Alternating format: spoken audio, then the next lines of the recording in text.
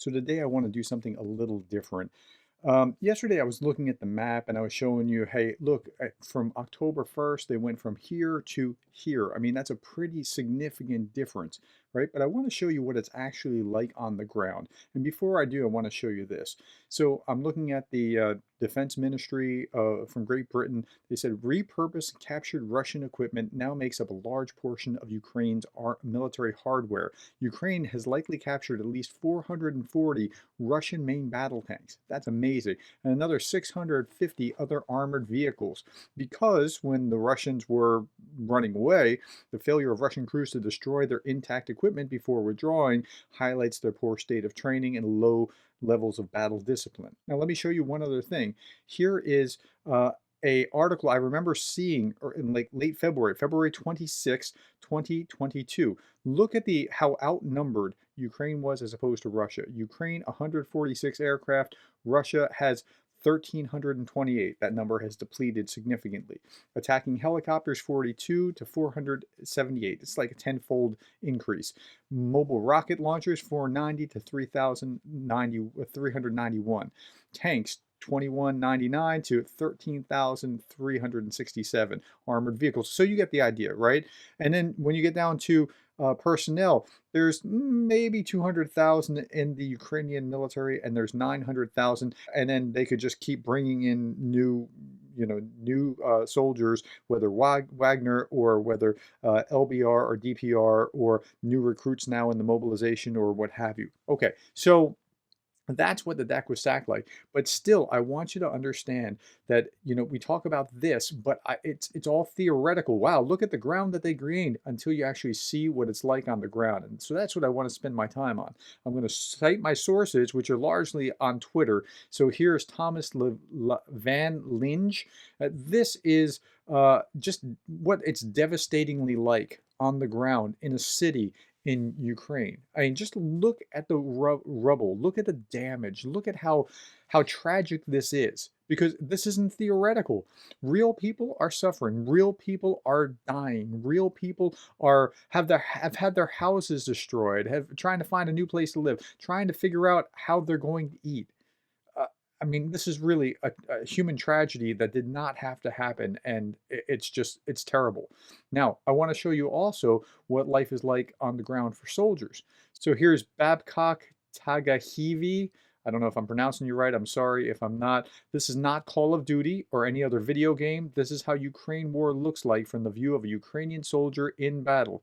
Watch the Ukrainian Army infantry forces using their armored Humvees to advance quickly into Russian-occupied territories of Kherson. So we're looking at Kherson. That's the area that we're watching.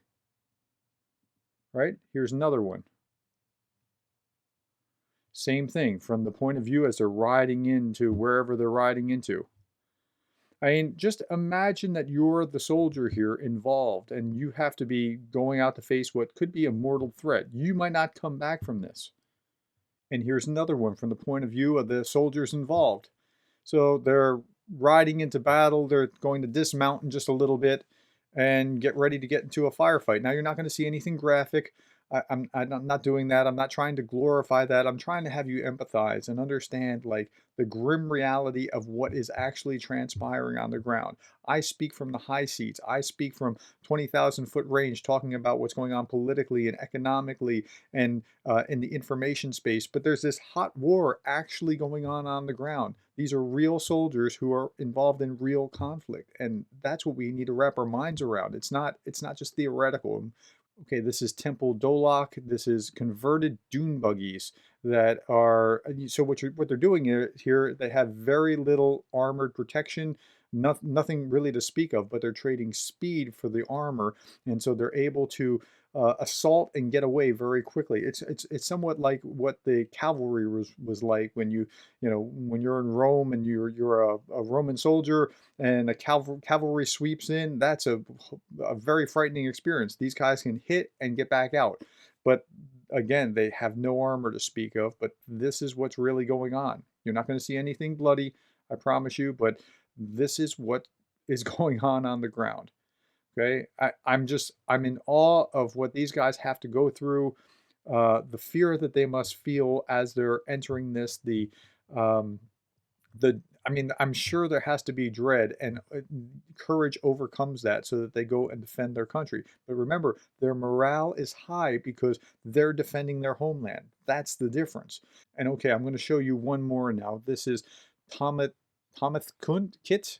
I don't know if I'm pronouncing that right. I apologize. But here is what I want to show you. Their morale is high. Listen to this.